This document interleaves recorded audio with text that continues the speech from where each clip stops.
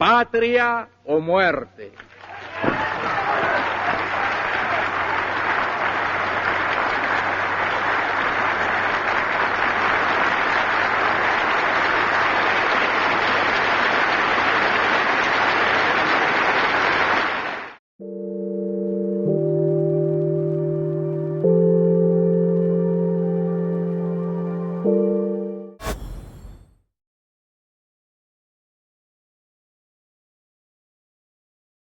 Episode 9, The Counter-Models. 1. The Silence of the Machines. Every proposal serious enough to reshape history eventually attracts its mirror. In the early days, the resistance to the woman's plan was loud, emotional, and rhetorical. It was the sound of politicians pounding podiums, demanding the protection of sacred borders. It was the noise of patriots waving flags and priests citing scripture. But that phase was over. The noise had faded, replaced by something far colder and infinitely more dangerous. It was the silence of countermodeling. Once her framework crossed a certain credibility threshold, once the data showed that the Commonwealth of Survival was not just a theory but a functioning organism, the great powers stopped arguing about whether it was moral, desirable, or legitimate. Those were questions for philosophers, and the men running the empires had no use for philosophy. What mattered now was a single, terrifying variable: could it work before they could stop it? From that moment on, the world entered a phase invisible to the public. The real war was no longer being fought in the UN Security Council or on the cable news chyrons. It was being fought in the sub-basements of ministries, in the windowless server farms of intelligence agencies, and in the classified research centers of military commands. There were no speeches. No condemnations. Just math. Miles and miles of probability curves. And the math was unsettling them. 2. Washington. The enrollment nightmare. The first countermodels came from Washington. In a secure briefing room in Northern Virginia, the air conditioning hummed with a sterile insistence. A team of analysts, young men and women with dark circles under their eyes, stared at a wall of screens. They were looking for a way to kill the idea, but their tools were failing them. The United States did not respond ideologically. It responded structurally. The analysts had reframed the ultramarine proposal not as a political movement, which could be discredited, but as a network effect threat. It's not an invasion, one analyst explained, pointing to a heat map that showed influence spreading like a viral infection across the South Atlantic. It's an operating system update. And people are clicking install. The danger was not its governance. The danger was its attractiveness. The question wasn't whether populations would revolt against their old masters. That was a 20th century fear. The question was whether they would simply opt in. In traditional imperial logic, control is exerted territorially. You put boots on the ground, you draw a line, you dare the enemy to cross it. But her system did not need borders. It needed participants. Citizenship in her world was no longer a geographic status determined by where your mother gave birth to you. It was a digital status determined by which protocol you signed. This inverted every security doctrine on record. The generals were paralyzed. How do you deter a system that does not invade, but enrolls? How do you bomb a preference? The American countermodel settled on aggressive containment. They treated the ultramarine project like a contagion. They mapped influence vectors, trade dependency, currency leverage, media narrative dominance, sanctions, proxy destabilization. The goal was not to destroy the ultramarine state, that was already deemed too costly. The goal was to delay its scaling. To introduce friction. To make the upload speed so slow that the user would cancel the process. Time, the director assured the president, is on our side. We just need to slow them down until they break. They were wrong. 3. Beijing, the fracture of the mandate. Because China was running its own models, and reaching vastly different conclusions. In Beijing, the mood was not frantic, it was meditative and grim. The analysts at the Central Party School recognized something Washington had missed. They understood that the ultramarine system was not competing with the Chinese state for territory. It was competing with civilizational time. China's strength had always been its long-horizon continuity, dynastic patience, the ability to endure humiliation, famine, and war, and still remain China. Strategic endurance was their monopoly. But the new simulations showed a fatal asymmetry. The models revealed that centralized authoritarianism scaled poorly once digital participation crossed a certain threshold. The party relied on a vertical hierarchy, orders flowed down, obedience flowed up. But the ultramarine system was a mesh. Information flowed laterally. The more connected the population became, the more brittle coercion became. You cannot censor a billion people who are talking to each other in real-time encrypted channels. The ultramarine proposal absorbed connectivity instead of suppressing it. This made it antifragile. The more you attacked it, the tighter the network knotted itself. China's countermodel did not focus on containment. It focused on assimilation. The Politburo asked a simple, desperate question. Could the core mechanisms be copied without the ideology? Could direct digital participation be simulated under party control? Could laicism be reframed as cultural neutrality? Could equidistribution be localized without global integration? They ran the pilots in provincial test zones. They tried to build a red ultramarine. Their conclusion was sobering. Partial adoption destabilized the whole. When they gave people the tools of direct participation but withheld the actual power, cynicism spiked to dangerous levels. When they tried to enforce secularism without the open edge of freedom, it looked like persecution, not progress. The system did not tolerate hybrids. Either sovereignty remained absolute, or it dissolved. There was no middle configuration that preserved party primacy. 4. Moscow, the extinction logic.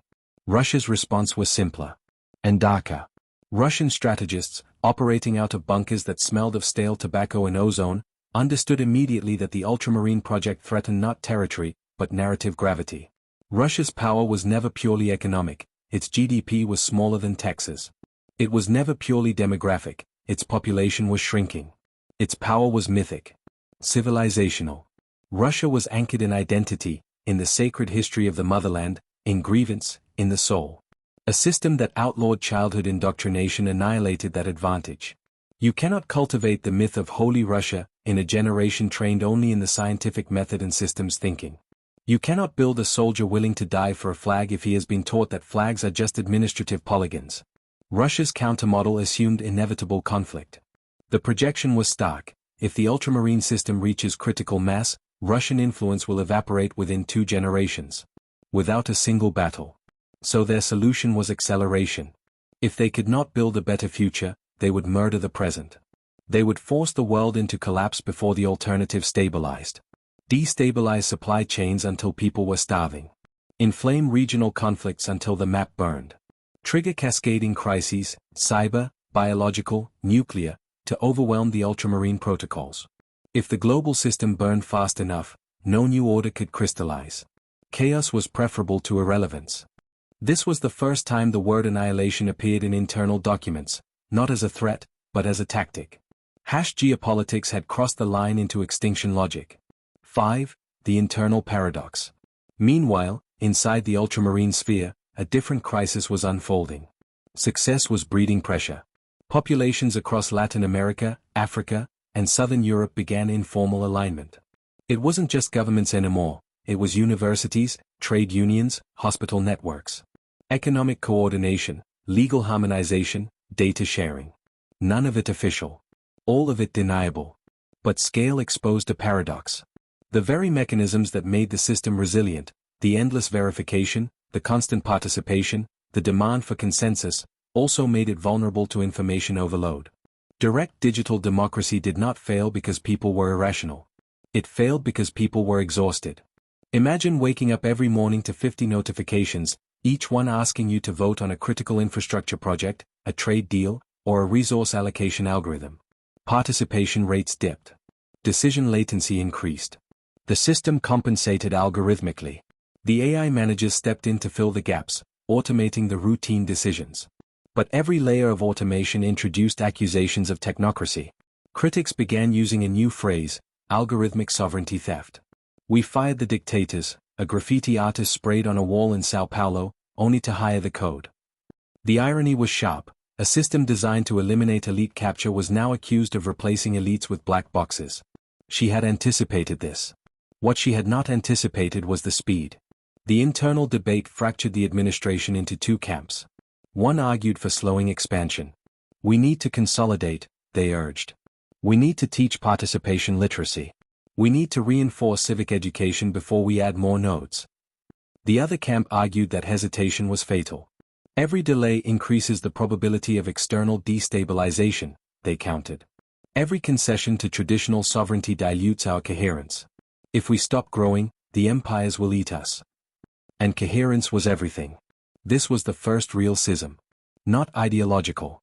Operational. Direct democracy does not forgive indecision. 6. The lean of the South. At the same time, something unexpected happened in Europe. The northern states, Germany, Scandinavia, the Benelux, had initially been hostile. They viewed the ultramarine project as a chaotic southern experiment. But now, they began quiet legal harmonization. Environmental regulations were tweaked to match ultramarine standards. Labor mobility laws were adjusted. Digital identity frameworks were synced. Always justified domestically as modernization. Never acknowledged internationally as integration. Europe was not joining. It was pre-aligning. Because the technocrats in Brussels understood something the emperors in Washington and Moscow did not. In a tri-imperial world, neutrality was extinction. You were either at the table, or on the menu. Africa's response was even more decisive. Post-colonial states, long trapped between extraction by the West and debt dependency on the East, recognized the ultramarine project as the first global system that did not treat them as periphery. It was not charity. It was integration. For the first time, demographic weight translated into governance weight. 1 billion people were no longer a humanitarian burden, they were a voting bloc. Africa did not debate. It leaned in. Global South dynamics shifted irreversibly. The center of gravity of the planet was sliding south. 7. The Secret Summit. By the end of the chapter's timeline, 3 truths became undeniable. The ultramarine system could not be partially adopted. It could not be stopped cheaply. It could be destabilized only by accelerating global collapse. This realization converged in a place no one expected. A closed trilateral summit. No press. No communiques. No official record. Just 3 delegations representing the old empires, Washington, Beijing, Moscow, meeting in a neutral location, perhaps a bunker in Switzerland or a ship in the Indian Ocean. They met not to negotiate peace. They met to calculate thresholds. The air in the room was thick with the realization of their own obsolescence. They looked at the charts. They looked at the enrollment numbers. At what point does suppression cost more than adaptation? At what point does containment trigger mass defection? At what point does annihilation become rational?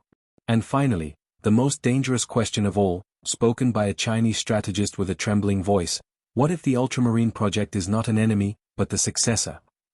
The meeting ended without resolution. There was no treaty signed. But one directive was issued unanimously, quietly, and without dissent to all their respective agencies. All contingency plans must now include the assumption that the ultramarine system survives. Not wins. Survives. Because survival alone would change everything. 8.